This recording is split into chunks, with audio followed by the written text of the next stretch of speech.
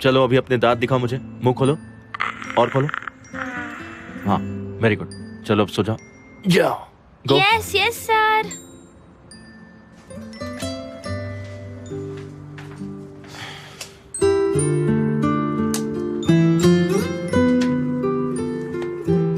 थोड़ा साइड हो जाओ। मैं भी आज यहीं सोऊंगा। मैं तुम्हें आज परियों की कहानी सुनाऊंगा, ठीक है? सुनोगे ना? नहीं परी की नहीं, मुझे उस पहाड़ी रात के बारे में बताइए जब बर्फ का तूफान आया था। अरे बेटा तुम्हें फिर से वही कहानी सुननी है? तुम बोर नहीं हो जाती एक ही एक कहानी सुन सुन के? नहीं। चलो आज तुम सुनाओ, मैं सो जाता हूँ। नहीं। ठीक है सुनाता हूँ। एक काली रात थी और बादल जोर से गरज रहे थे। इतनी काली रात थी कि कुछ नजर नहीं आ रहा था। अरे डरो मत। भयंकर अंधेरा था, दूर दूर तक कोई नजर नहीं आ रहा था। बहुत ठंडी थी और मैं जैसे तैसे ऊपर चढ़ रहा था। सर्दी नहीं लग रही थी? बिल्कुल लग रही थी बेटा, मैं ठंड के मारे कांप रहा था, लेकिन ऊंचाई पर ये नॉर्मल है। उस वक्त मैं इतनी ऊंचाई पर था कि ये सब दिमाग में नहीं आ रहा था। मैं तकरीबन 2000 मीटर पे था। 2000 हाँ, मीटर? मैं 2000 मीटर ऊंचे पहाड़ पर था। 2000 बहुत ऊंचाई ज्यादा पर, है ना? बहुत ज्यादा। वहाँ भेड़ियों का झुंड भी था, लगभग 150 भेड़िए। नहीं 150 नहीं, 200 थे। 200 भेड़ियों का झुंड। 200 भेड़िए? वो भेड़िए धीरे धीरे मेरे पास आ रहे थे। आप डरे नहीं फिर? तुम्हारे डैडी किसी से डरते हैं क्या? कभी भी नहीं। कभी नहीं डरते। उनमें से एक लपक कर मेरी तरफ कूदा।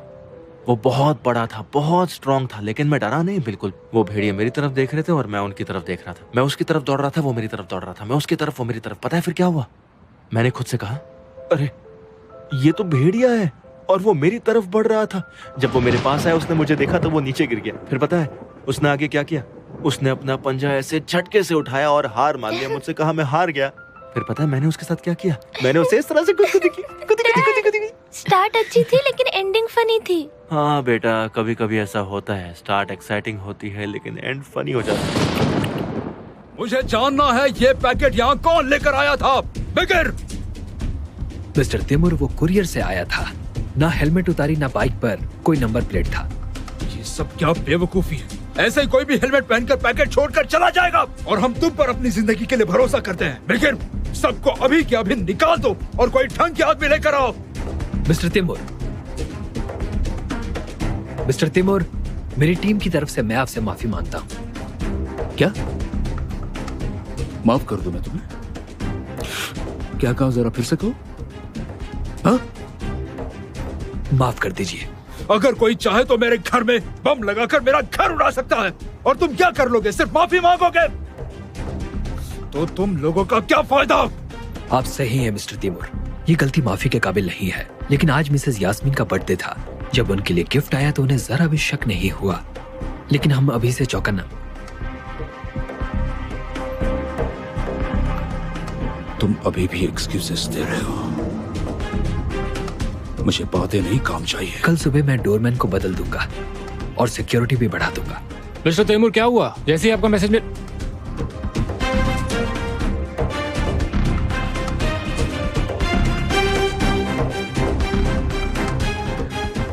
ये लोग मेरे पीछे पड़े हैं। उन्हें मैंने कल खरीदी हुई कार के बारे में पता है। मुझे यास्मीन के लिए बॉडीगार्ड चाहिए, तुरंत। हाँ जी, हम में से कोई एक। बिकिर, तुमने सुना नहीं मैंने क्या कहा? अब तुम्हारी बेवकूफों वाली टीम पर मुझे जरा भी भरोसा नहीं है, समझ रहे हो तुम?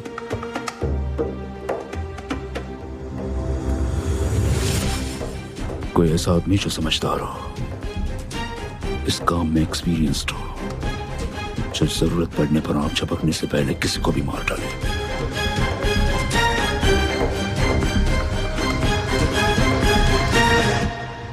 क्या है ये? डोंट वरी, तुम्हें कुछ नहीं होगा। मेरे डैड तुम्हें कुछ नहीं होने देंगे। वैसे तुम बहुत लकी हो। मेरी मॉम तुम्हारे जितनी लकी नहीं थी। देखो, मुझे तुम्हारी माँ का बहुत अफसोस है, लेकिन मुझे उनके साथ कंपेयर मत करो। जो तुम्हारी माँ के साथ हुआ उससे मेरा कोई लेना देना नहीं। जो भी, फिर भी मुझे तुम पसंद नहीं। मुझे कोई फर्क नहीं पड़ता। मैंने वो फिल्म देखी है, मैं फिर से वो होने नहीं दूंगा। अब मैं उनमें से किसी से नहीं डरता। किसी से भी नहीं, समझे तुम? उन्होंने ये बात उस वक्त भी कही थी। इसका मतलब तुम भी अनलकी हो। तो फिर से लेटर आया है। हाँ, फिर से लेटर आया है। मैंने पहले लेटर को सीरियसली नहीं लिया तो उन्होंने अपने तरीके से धमकाया। कहते हम तुम्हारी बीवी की कार को बम से उड़ा देंगे। ओशकुश, तुम्हें क्या लग रहा है, क्या ये वही लोग हैं? मुझे नहीं लगता। शायद वे पिछले वाकये का फायदा उठाकर आपसे पैसा हटना चाहते हैं। उन्हें बस आपसे पैसे चाहिए। चाहते तो चाल चलने की बजाय सीधे सीधे किडनैप कर सकते थे। तिमोर, मैं पूछ सकती हूँ तुम इस मामले में क्या करने वाले हो? हम दोनों उसी बारे में बात कर रहे हैं। क्या मिसेस लेमन की तरह मैं भी मर जाऊंगी? डार्लिंग, तुम्हारे साथ वैसा कुछ नहीं होगा, तुम मत सोचो उसके बारे में। ओशकुश, हमें बात करने दोगे प्लीज? कम ऑन डार्लिंग, बैठ जाओ। कैसे बैठ सकती हूँ मैं? तुमने कहा था मुझसे, मिस लैला को जिन्होंने धमकाया तुम मुझसे नहीं डरते हो, और अब वो दफन हो चुकी हैं। मैं तुम्हें कुछ नहीं होने दूंगा, मैं वादा करता हूँ। मुझे बहुत डर लग रहा है। यास्मीन, वो लोग तुम्हारा बाल भी बाका नहीं कर पाएंगे, समझे? और किसी ने जुर्रत की तो उसे जिंदा नहीं छोड़ूंगा। तुम्हें कुछ नहीं होगा, भरोसा रखो मुझ पर।